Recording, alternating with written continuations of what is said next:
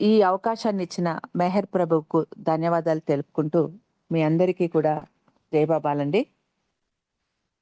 అవతార పురుషుడు ఎల్లప్పుడూ ఒక్కడే. ఎందుకంటే భగవంతుడు ఎప్పుడూ ఒక్కడే కాబట్టి. శాశ్వతుడు, అవిభాజ్యుడు అయిన భగవంతుడు మానవ రూపం తీసుకుని అవతారుడిగా భూమి మీద అవతరిస్తూ ఉంటాడు. అలా ప్రతిసారి అదే భగవంతుడు కాలమాన పరిస్థితులకు అనుగుణంగా అనేక నామరూపాలతో అవతరించడం జరుగుతుంది. అలా వచ్చిన ప్రతిసారి ఒకే సత్యాన్ని ఆయన బోధించి అజ్ఞానంలో ఉన్న మానవాళిని మేల్కొల్పుతాడు. బాబా గతంలో నేనే రాముడను, నేనే కృష్ణుడను అని ఎన్నో సందర్భాల్లో గుర్తు చేశారు. అలా గత అవతార కాలంలో జరిగిన సంఘటనలను, దాన్ని పోలి ఉన్న ఇప్పుడు మెహర్ అవతారంలో నాటి సంఘటనలను పోల్చి ఢిల్లీకి చెందిన బి కుమార్ గారు semblance episodes avatar Meher Baba and his past advents అన్న పుస్తకంలో కంపైల్ చేయడం జరిగింది. వాటి నుండి కొన్ని ఉదంతాలను ఈరోజు మనం చెప్పుకుందాం. మొట్టమొదటిది, ఆయన గత రాముడిగా వచ్చినప్పుడు, బాబా మళ్ళీ కృష్ణుడిగా వచ్చినప్పుడు జరిగిన కొన్ని సంఘటనలను తీసుకొని, దాన్ని పోలి ఉన్న ఇప్పుడు మెహర్ ప్రభు జీవితంలో జరిగిన సంఘటనల్ని తీసుకొని ఆయన పోల్చి చెప్పినటువంటి అనేక సంఘటనలు, ఎపిసోడ్స్ ఉన్నాయి ఈ పుస్తకంలో. కానీ మళ్ళీ టైం దొరికినప్పుడు మరికొన్ని వివరిస్తాను. ఇప్పుడు ఒక రెండో మూడో చెప్పడానికి ప్రయత్నం చేస్తాను మనకు ఉన్నటువంటి ఈ సమయంలో. మొట్టమొదటిది, విష్ణుమూర్తికి చెందిన నారదుడు, అవతార్ మెహర్ బాబుకు చెందిన దీనా తలాతి. ఇదేంటో తెలుసుకుందాం. మనకు నారదుడి గురించి, నారద ముని గురించి తెలుసు. ఆయనకు జరిగిన ఒక సంఘటన ఇప్పుడు వివరిస్తాను. తర్వాత దాన్ని పోలి ఉన్న ఇంకొక సంఘటన దీనా తలాతిని ఎలా పోలి ఉందో అది కూడా తెలుసుకుందాం. నారద మునికి ఒకసారి అహంకారంతో కూడిన గర్వం మనసులో మెదిలింది. విష్ణుమూర్తిని నేను చాలా భక్తి శ్రద్ధలతో పూజిస్తాను. నా అంతటి భక్తుడు ఇంకొకడు లేడు, నా సాటి ఎవ్వరు రారు అని మనసులోనే విర్రబిగుతూ ఉన్నాడు నారదుడు. ఇది గమనించిన విష్ణుమూర్తి ఒక మాయా ప్రపంచాన్ని సృష్టించి అందులో ఒక రాజ్యము, ఆ రాజ్యానికి ఒక రాజు, ఆ రాజుకు ఒక కుమార్తెను చాలా అందంగా సృష్టించాడు. ఆ రాజకుమారికి యుక్త వయసు వచ్చింది. వివాహం చెయ్యాలని రాజు అనుకుంటున్నాడు. ఆమె జాతకం చూసిన నారదుడికి ఆ రాజకుమారిని తానే వివాహం చేసుకోవాలన్న సంకల్పం కలిగింది. విష్ణుమూర్తి దగ్గరికి వెళ్ళి, దేవా, నాకు అందమైన మొహాన్ని ప్రసాదించు, నేను రాజకుమారి స్వయంవరానికి వెళ్ళి ఆమెను వివాహం చేసుకుంటాను అని బ్రతిమిలాడతాడు. విష్ణుమూర్తి నారదుడికి తెలియకుండా ఒక కోతి మొహాన్ని అనుగ్రహిస్తాడు. ఆ విషయం తెలియదు నారదుడికి. పాపం అతడు స్వయం స్వరానికి వెళ్ళగానే అక్కడ అందరూ గొల్లున నవ్వుతారు. శ్రీ మహావిష్ణువు స్వయంవరానికి వచ్చి ఆ రాజకుమారిని వివాహం చేసుకుంటాడు. అది చూసి నారదుడు కోపంతో విష్ణుమూర్తికి శాపమిస్తాడు. నీ తదుపరి అవతారంలో నీ భార్య కోసం నువ్వు కూడా ఏడుస్తావు. ఈరోజు నువ్వు నాకు మోసం చేశావు. నేను వివాహం చేసుకోవాలని అనుకున్న రాకుమారిని నాకు కాకుండా చేశావు అని శపిస్తాడు. అప్పుడు విష్ణుమూర్తి, నేను ఈ సృష్టికి సృష్టికర్తను, నేనే సృష్టి స్థితి లయకారుడను, నీ శాపం నాకు తట్టదు అంటాడు. వెంటనే నారదుడికి జ్ఞానోదయం కలిగింది. స్పృహలోకి వచ్చి తన తప్పు తెలుసుకున్నాడు. తన అహంకారాన్ని నిర్మూలించడానికే విష్ణుమూర్తి ఇదంతా సృష్టించాడని తెలుసుకుంటాడు. తాను ఇచ్చిన శాపానికి విరుగుడు ఏమిటి ప్రభు అని విష్ణుమూర్తిని అడుగుతాడు నారదుడు. విష్ణుమూర్తి, నీ ఇచ్చకే వదిలేస్తున్నాను అంటాడు. అప్పుడు నారదుడు, నాకు నువ్వు ప్రసాదించిన ఈ కోతి మొహాలే నీకు నీ భార్య సీతాదేవిని వెతకడానికి సహాయం అందిస్తాయి, అలాగే యుద్ధంలో ప్రత్యర్థిని నిర్మూలించడానికి కూడా సహాయాన్ని అందిస్తాయి అని చెప్పాడు. ఇది గతంలో జరిగినటువంటి సంఘటన. ఇప్పుడు దీన్ని పోలిన దీనా తలాటి ఉదంతం మనం తెలుసుకుందాం. ఒకసారి బాబా దీనా తలాతి ఇంటిలో బొంబాయిలో ఉంటూ ఉన్నారు. ఆ సమయంలో దీనా మనసులో ఒక ఆలోచన వచ్చింది. ఆమె మనసులో చాలా గర్వంగా ఇలా అనుకుంది: నేను బాబాను సేవించినట్టు ఇంకెవ్వరూ కూడా సేవ చేయలేరు.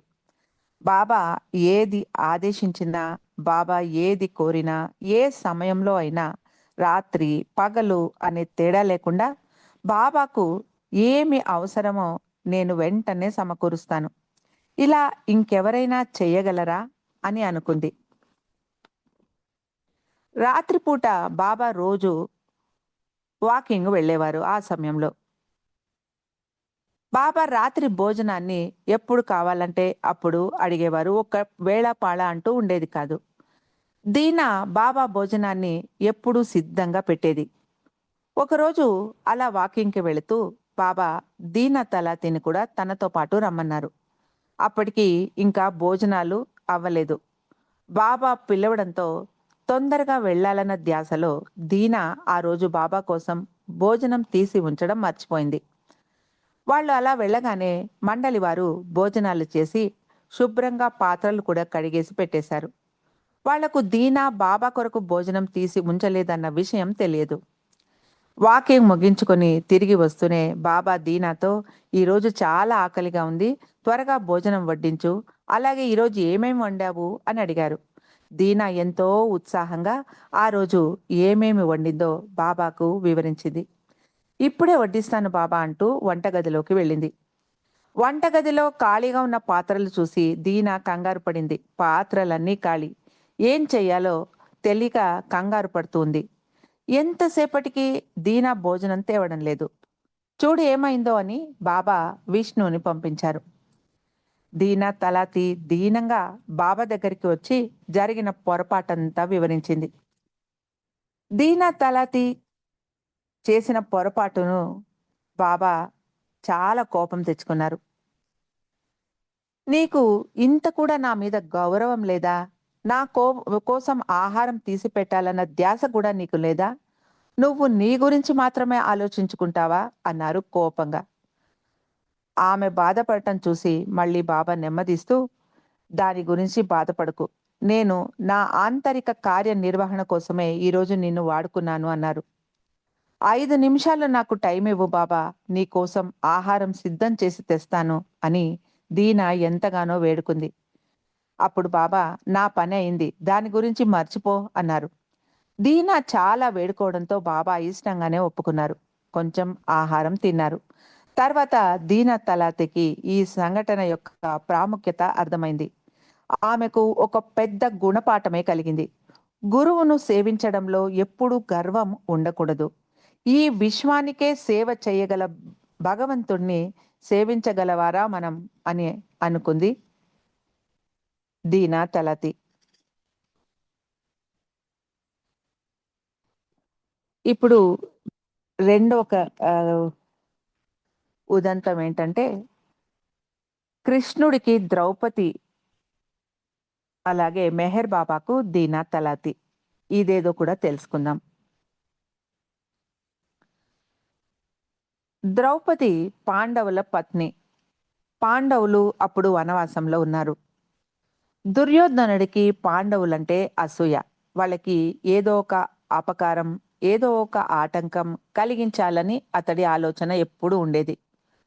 ఒకరోజు దుర్యోధనుడు దుర్వాస ముని దగ్గర ముని ఆశ్రమానికి వెళ్ళి అతడి 100 మంది శిష్యులతో కలిసి పాండవుల ఇంటికి వెళ్ళి అక్కడ భోజనం చేసి రావాలని అర్థించాడు. అప్పుడు వనవాసంలో ఉన్న పాండవులు 100 మందికి ఆతిథ్యం ఇవ్వలేరు.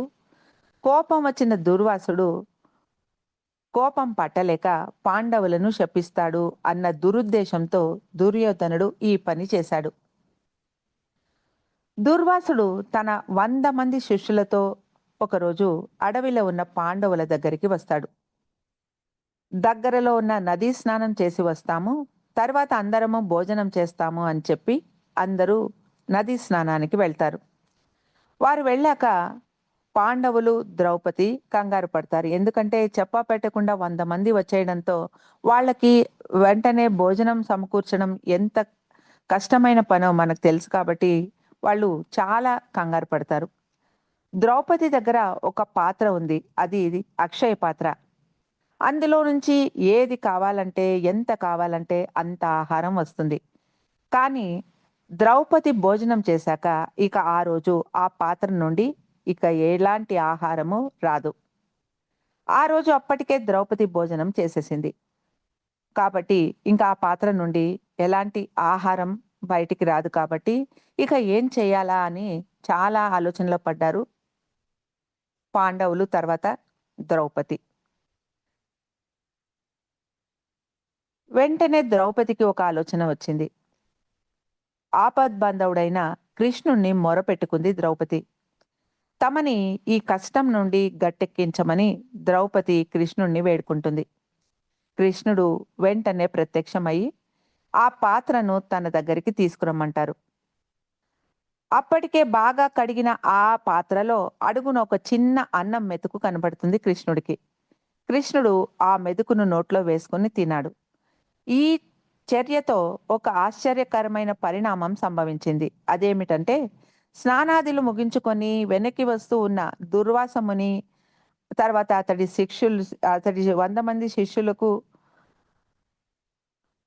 కడుపు నిండిపోయిన అనుభూతి కలగసాగింది. అంటే చాలా గొంతుల వరకు ఆహారం తినేస్తే ఎంతగా కడుపు నిండిపోతుందో, అలా కడుపు నిండిన ఒక భావన వాళ్ళకి ఆ అనుభూతి కలుగుతుంది. కృష్ణుడు ఆ ఒక్క మెతుకు తిన్న వెంటనే. వాళ్ళు మళ్ళీ ఆశ్రమానికి తిరిగి వచ్చిన తర్వాత, భోజనాధికాలు మాకేమీ వద్దు. మాకు కడుపులు నిండిపోయాయి. మాకు ఈరోజు భోజనం వద్దు అని చెప్పి పాండవులను ఆశీర్వదించి దూర్వాసుడు తన 100 మంది శిష్యులను తీసుకొని వెనక్కి వెళ్ళిపోతాడు.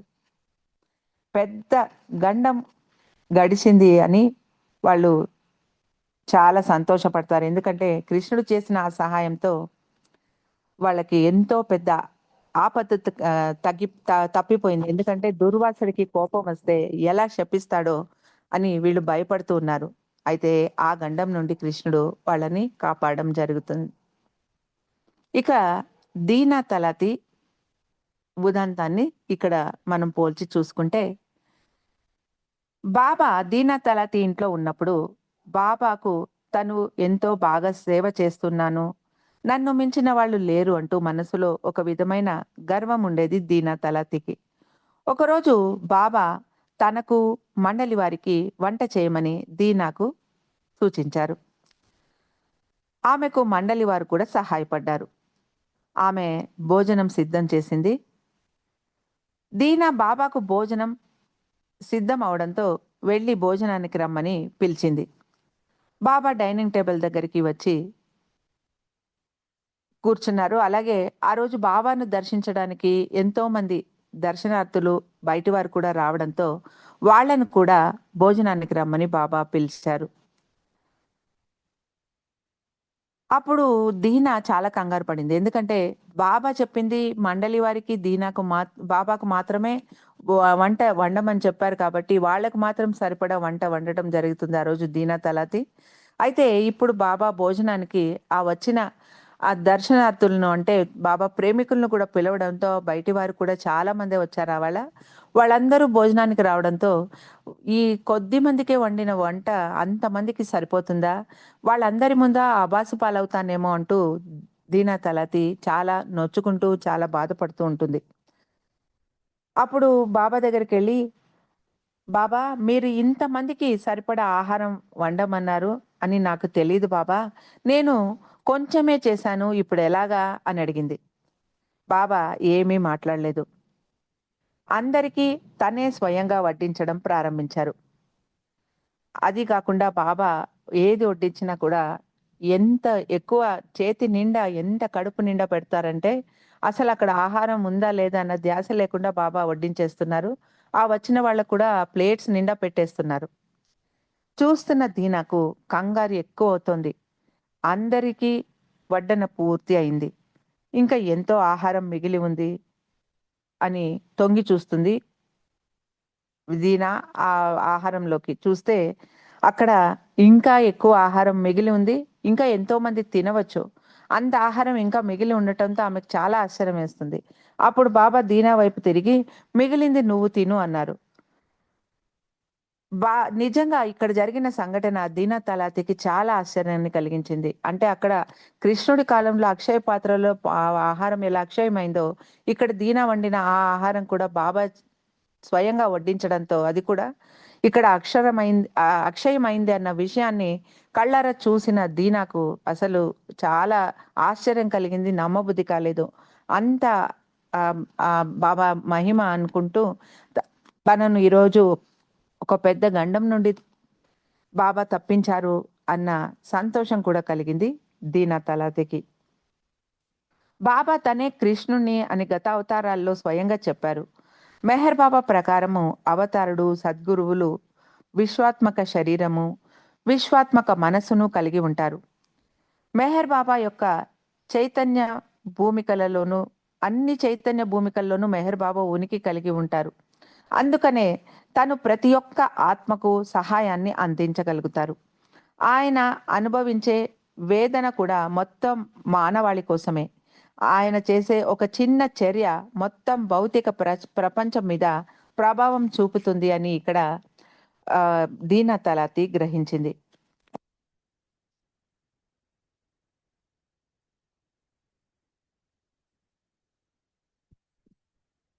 ఇప్పుడు ఇంకొక ఉదంతాన్ని మనం తెలుసుకుందాం. ఇది రాముడికి హనుమంతుడు, అవతార్ మెహర్ బాబాకి సరోష్ ఇరానీ.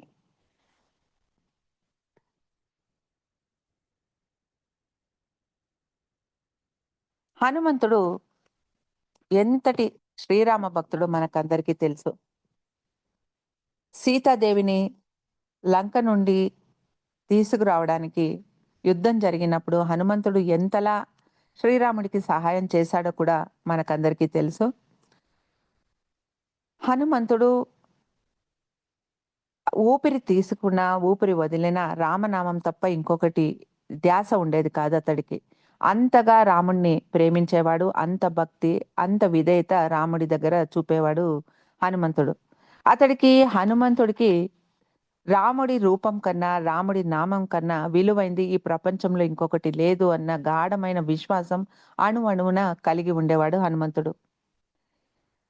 సీతాదేవిని లంక నుండి విడిపించుకొని తీసుకొచ్చిన తర్వాత, ఆ యుద్ధం అంతా ముగిసిన తర్వాత, సీతారాముల పట్టాభిషేకం అయిన తర్వాత, సీతాదేవికి ఆ రోజు ఆ యుద్ధంలో ఎవరెవరు సహాయపడ్డారో అందరికీ కూడా బహుమానాలు ఇవ్వాలని అనిపించడంతో రాముడికి ఈ మాట చెప్పడంతో ఇద్దరు కూడా ఆ రోజు సభలో అందరికీ ఎన్నో విలువైన వస్తువులను బహుమానంగా ఇవ్వడం జరుగుతుంది.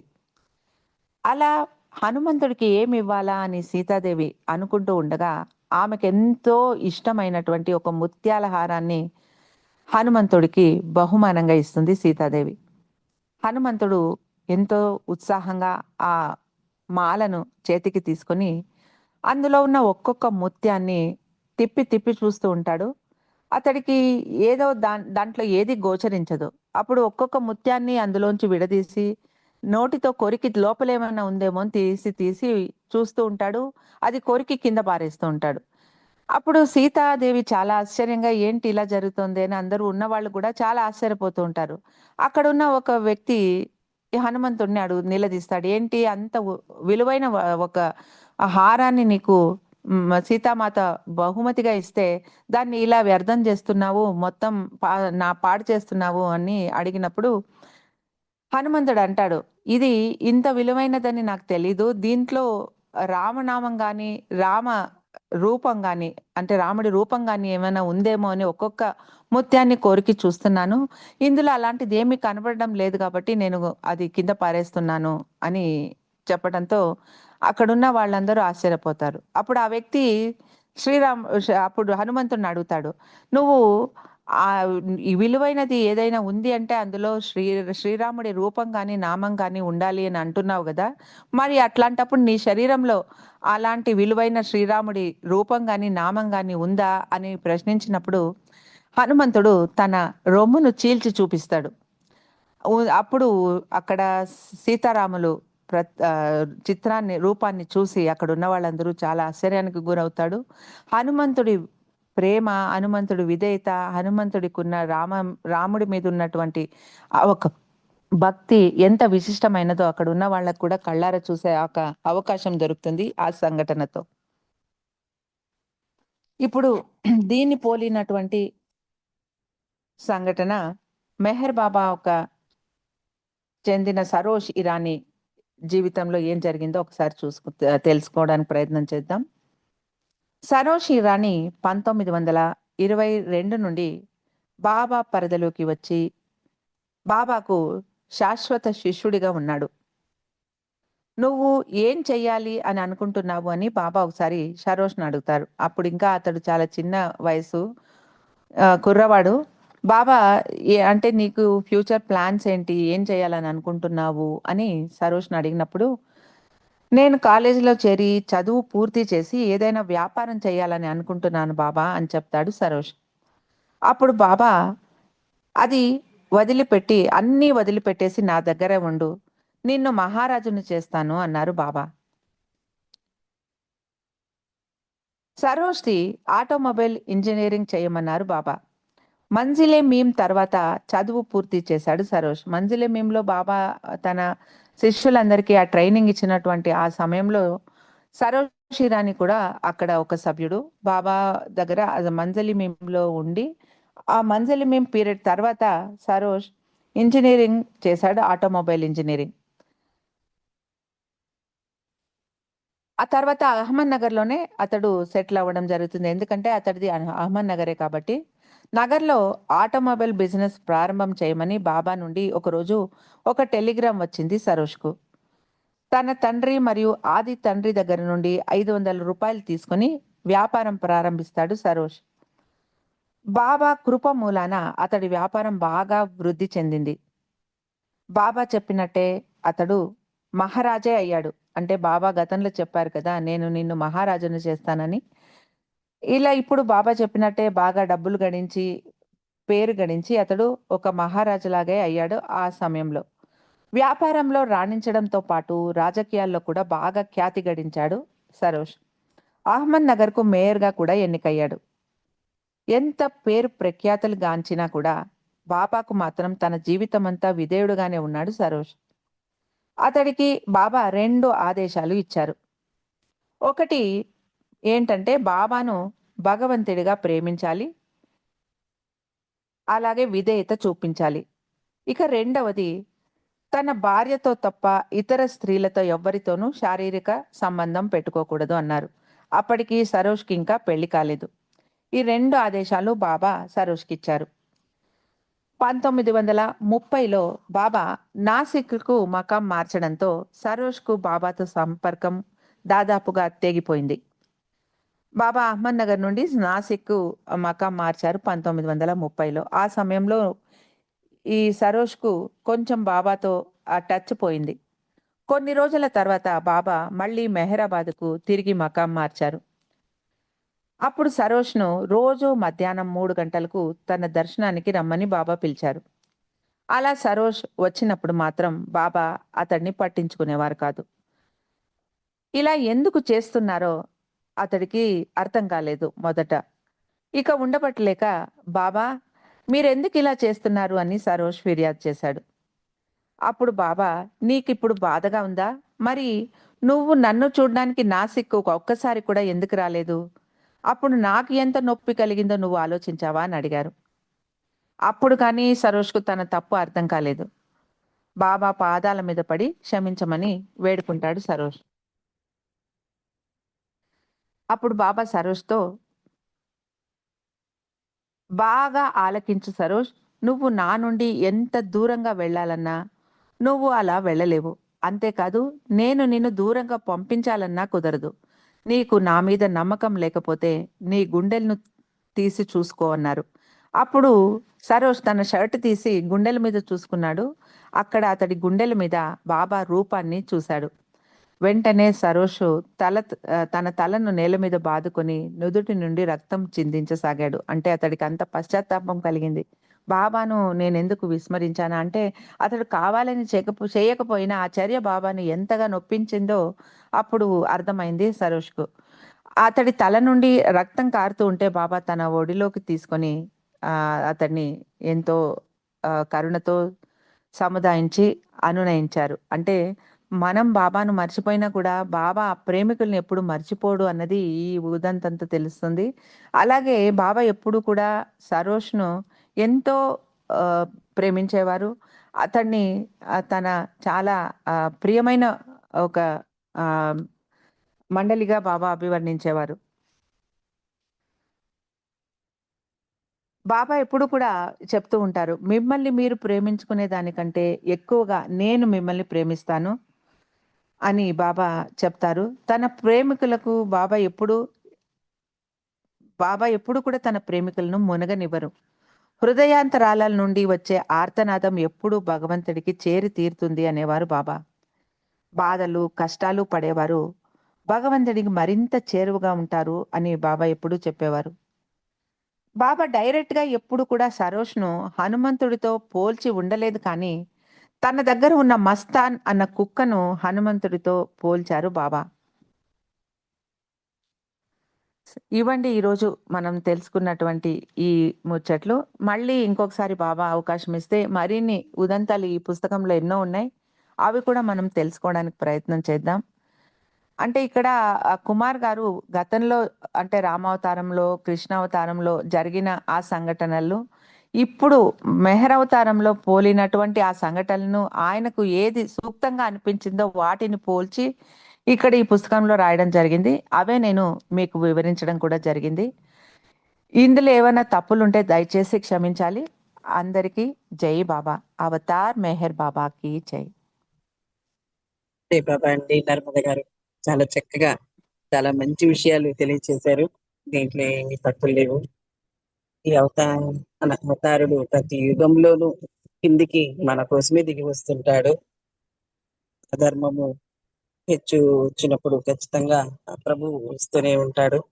అలానే శ్రీరాముడు వచ్చినప్పుడు, ఆంజనేయుడు వచ్చినప్పుడు, శ్రీకృష్ణుడు, తర్వాత నారదుడు వచ్చిన ఎట్లా గర్వము అణిచివేసిందని దీన తలాటిను బాబావారు తలాటి గారికి చెప్పిన విషయము చాలా చక్కగా మా అందరికి వివరించారు.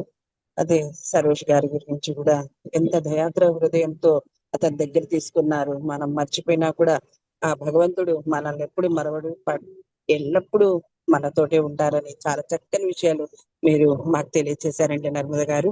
మీకు హృదయపూర్వక జై బాబాలండి. జై బాబా. జై బాబా అండి అందరికీ.